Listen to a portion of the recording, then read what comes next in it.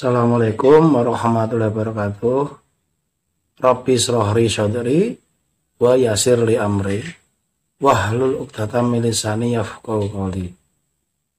Sahabat channel YouTube Gaib, kesempatan ini saya akan memberikan tata cara untuk berkomunikasi dengan Ratu Pantai Selatan, atau lebih dikenal kalau orang Jawa mengatakan Nyi Roro Kidul.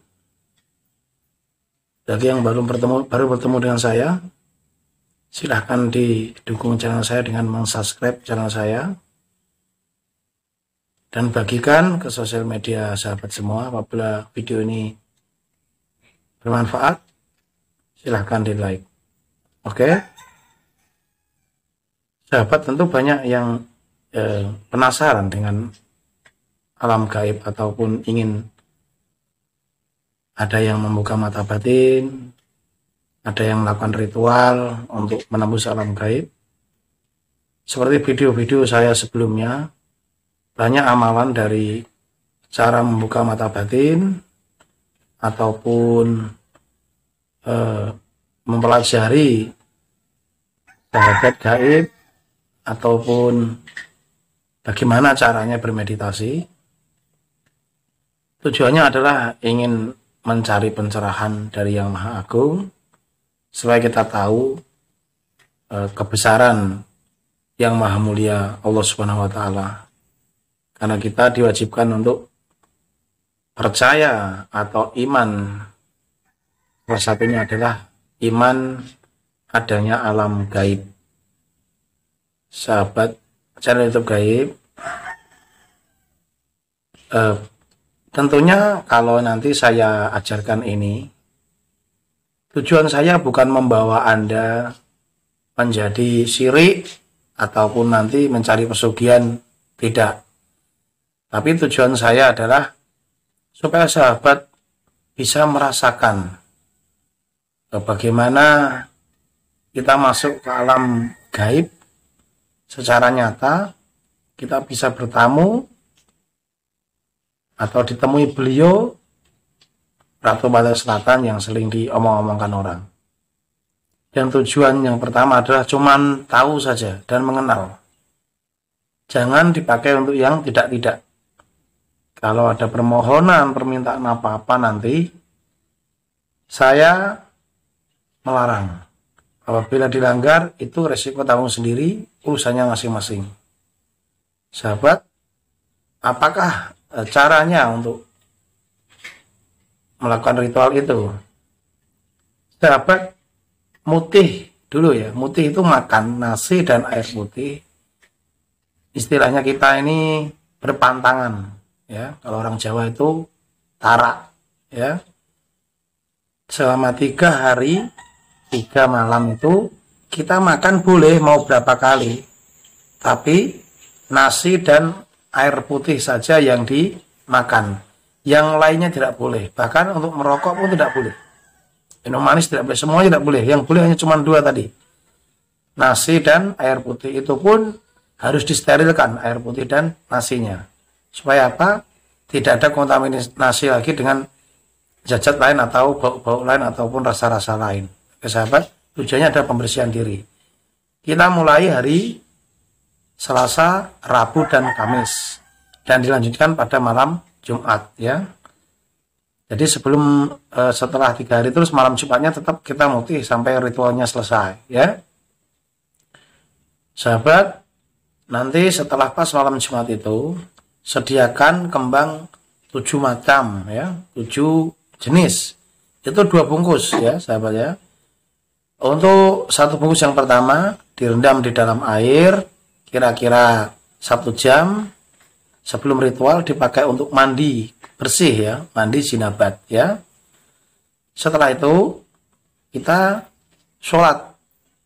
Kalau kita tadi sore tadi sudah sholat isya, kita sholat sunnah hajat dengan niat maksud supaya kita akan diridhoi niat kita ini. Ingat ya, ini mintanya kepada Allah ya, bukan meminta kepada Ratu Pantai Selatan.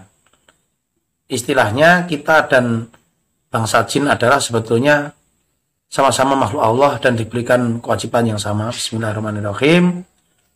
Wa ma khalaqnal jinna wal insa illa liya'budun.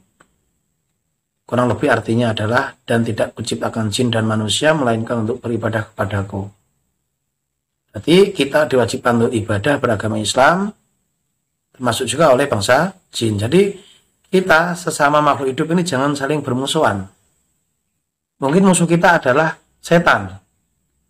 Jadi saya jelaskan, setan ini ada perbedaannya dengan itu tadi. Karena apa? Memang setan itu jin, tapi jin tidak semua jin setan.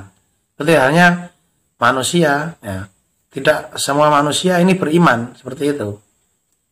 Ya, boleh dikatakan manusia yang kafir ataupun yang tidak percaya sama Allah, apalagi ya tidak percaya sama Tuhan itu, ya itu mungkin dikatakan seperti setan tadi itu. Kalau bangsa jin seperti itu.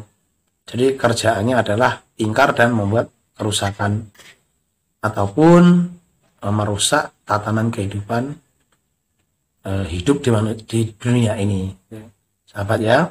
Lanjut, setelah sahabat tadi mandi dan sholat, siapkan 7 macam wewangian. 7 macam wewangian itu 7 macamnya itu terbuat dari wangi-wangi seperti halnya bunga-bungaan, kayak misalnya malaikat subuh, terus bunga melati, bunga kantil, bunga kenanga gitu. Tidak apa-apa, tapi 7 macam ya. Ingat 7 macam. Setelah itu, nah, sahabat itu menyampurkan 7 macam itu ke satu tempat bisa, ataupun digantian makainya bisa. Itu dipakai di seluruh badan kita, ya, pakaian-pakaian kita, tangan kita, dan ruangan di sekitar kita, termasuk sajadah. Kalau kita pakai sajadah, terus tembok keliling kita semua dibikin yang wangi, ya. Dan tata cara ini sahabat cari tempat yang betul-betul sunyi. Kuncinya sunyi ya. Kalau tempat ramai saya tidak menjamin, karena butuh keheningan sahabat ya. Boleh rumah kosong, rumah lama, ataupun kita berdiam sendiri di satu tempat yang sepi, atau dalam gua, ataupun yalah kayak tempat yang jauh dari perkampungan, itu bisa itu sahabat ya. Jadi ingat, kalau tempatnya itu misalnya rame, mungkin susah ya, karena sahabat harus betul-betul bisa konsentrasi nanti ya. Setelah itu siapkan itu semua tadi. Nah, sahabat tawasul, kirim Fatihah kepada junjungan kita Rasulullah Muhammad, kirim Fatihah kepada malaikat-malaikat Allah, kirim Fatihah kepada para wali-wali Allah, dan terakhir adalah kirim Fatihah kepada Ratu Pantai Selatan. Nah, sahabatnya, setelah itu difatikahi, istighfaran secukupnya. Astagfirullahaladzim, astagfirullahaladzim, astagfirullahaladzim. Nah, setelah istighfaran itu, sahabat ucapkan Bismillahirrahmanirrahim. Ya Allah, saya mohon kepadamu, pertemukanlah aku dengan makhlukmu. Ya Allah, aku mohon pelindunganmu, dan tunjukkanlah jalan dan tujuanku ini, kau kabulkan ya Allah, amin. Intinya meminta lah ya, bebas mintanya sebetulnya ya. Setelah itu ucapkan Bismillahirrahmanirrahim. Assalamualaikum ya Goibu, Ratu Pantai Selatan, ya. Ucapkan 3 kali. Assalamualaikum ya Goibu, Ratu Pantai Selatan. Assalamualaikum ya Goibu, Ratu Pantai Selatan. Terus ucapkan begini, Ratu Pantai Selatan, saya ingin bertemu dengan sampean atas izin Allah. La ilaha illallah Muhammad Rasulullah. Nah, setelah itu wiridkan ya Allah ya Qadim, ya. Ya Allah ya Qadim, ya Allah ya Qadim, ya Allah ya Qadim.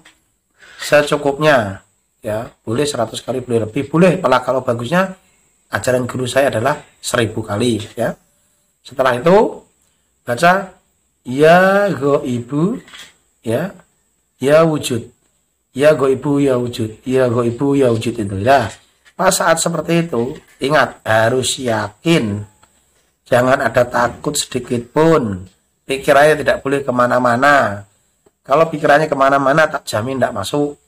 Kalau bisa pikirannya kosong, berserah kepada Allah. Nah, nanti tanda tanya begini. Kalau mulai ada angin terasa, nah ada yang satu ketinggalan tadi ya.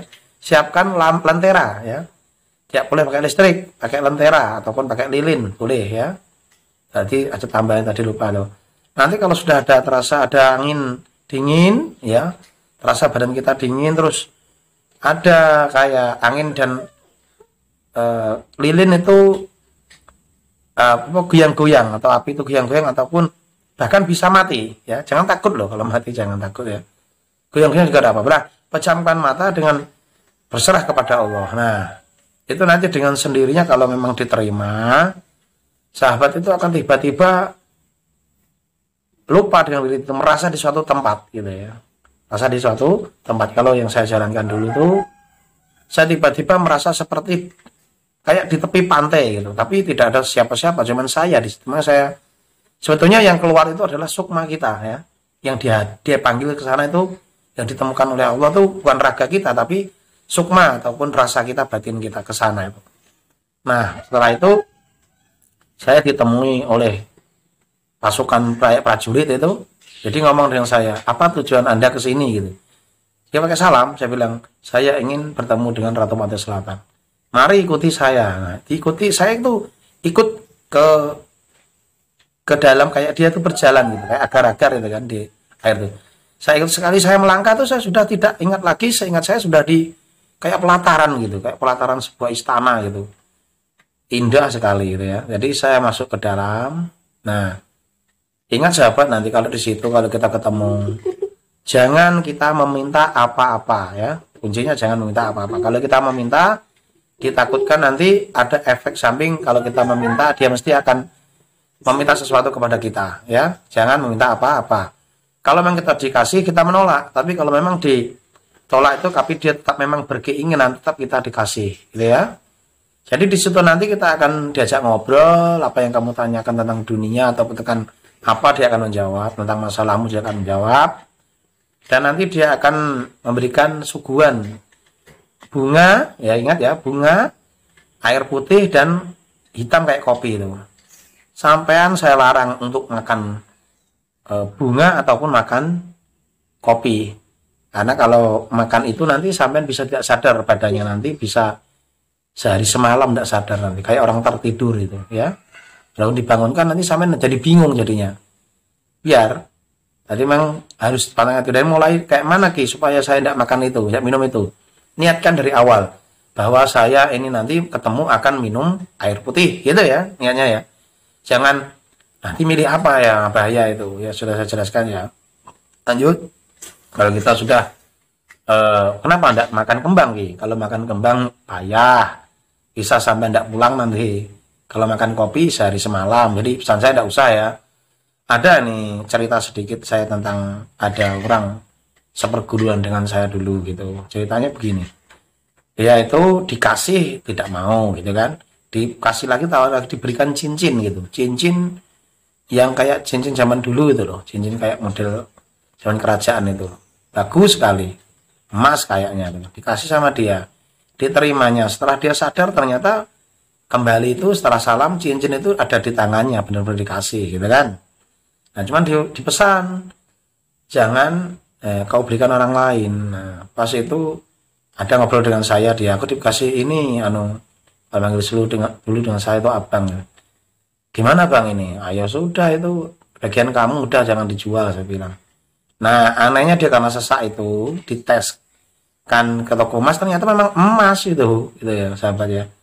Jadi emas. Nah setelah itu mau dijual tapi tidak jadi. Nah, dia tuh usaha kayak gitu kan, basing lah usahanya. Ternyata dia sukses di situ, sukses alhamdulillah. Sampai saya heran, kok bisa sukses kamu gitu, kata saya kan. Yalah saya tidak tahu, katanya gitu aja. Nah setelah itu dia mungkin tidak kuat cobaan karena dia senang dengan perempuan-perempuan itu kan. Nah jadi banyak salah. Saya sudah mengingatkan jangan kau pakai yang tidak. Ternyata mungkin memang sudah nasib dia. Jadi entah kepepet lah bagaimana kok dia tiba-tiba itu ada inisiatif untuk jual cincinnya. Nah ceritanya sama saya begitu. Nah cincin itu setiap ditimbang itu berubah-ubah. Pertimbangan pertama 4 gram gitu. Yang kedua 5 gram. Bahkan sampai kalau tidak salah dia ngomong itu sampai 30 gram gitu. Akhirnya dijual itu. Nah karena apa? Dia itu sampai tukang emas itu heran. Kok cincin seperti ini kok bisa 30 gram ini? Tuh imbang lagi. Masih 30 gram. Nah, akhirnya karena saat itu dijualnya. Nah setelah dijual itu apa yang terjadi? Usaha kawan saya atau satu guru dan saya itu bangkrut semua. Slabnya punya slab padi itu tutup, keluarganya kacar-kacir. Nah sekarang dia jatuh miskin dan dia pernah ngomong dengan saya ingin ikut belajar ritual yang kayak gitu lagi gitu kan. Saya ingin belajar gitu kan. Ya enggak, kalau niat kamu sudah seperti itu mungkin kamu tidak bisa diterima lagi walaupun bagaimana caranya kamu, karena kebersihan hati itu adalah utama ya. Ingat, kuncinya sampai ke sana itu bukan sampai syirik, tapi kuncinya betul-betul berserah kepada Allah. Karena itu makhluk Allah loh. Bukan dianggapnya itu nanti menemui jin itu syirik, itu bukan. Sekedar ingin tahu dan ingin bertanya-tanya, ngobrol atau ingin mengenal kebesaran Allah itu saja. Setelah itu ya cukup. Jangan nanti diminta Ratu Pantai Selatan kamu dampingin saya, ndak usah kayak gitu tuh, ndak mau dia. Karena yang maunya itu sekedar niatmu apa itu makanya diterima. Nah, kalau niatmu dari awal itu sudah tidak bagus, dia tidak akan masuk. Ya, sahabat. Demikian tadi yang saya ajarkan. Dan dari awal saya gariskan bahwa ya, jangan menganggap ini untuk syirik. Karena hanya bertemu saja, bukan meminta ya. Kalau meminta itu jelas sampean syirik. Karena sama-sama makhluk Allah. Ibarat sampean ke rumah saya atau ke rumah siapa atau ketemu dengan siapa nanti diberi izin sama Allah, gitu aja. Nah, inama amalu biniat sampean. Kalau niat sampean buruk, ya terpulang di badan sampean. Kalau niat sampean bagus, insya Allah sebagai pengalaman yang luar biasa sehingga sahabat lebih beriman kepada Allah. Saya doakan semoga sahabat semua dirahmati dan semuanya diberikan keberhasilan. Amin ya rabbal alamin. Terima kasih yang sudah mengikuti channel saya.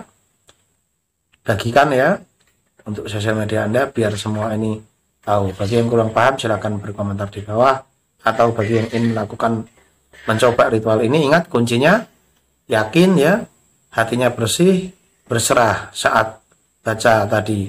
Jangan pikirannya kemana-mana. Kalau kemana-mana tidak masuk, karena itu mungkin butuh ketekunan hati ya, keimanan dan keikhlasan kepada Allah. Oke sahabat, terima kasih atas hadirnya di sini. Sudah melihat video saya. Bagi yang belum subscribe silahkan subscribe dan di like kalau mau dibilang. Apabila saya ada salah dalam video ini, saya mohon maaf yang sebesar-besarnya. Saya Ki Gendam Tunggul Amukti minta undur diri. Assalamualaikum warahmatullahi wabarakatuh.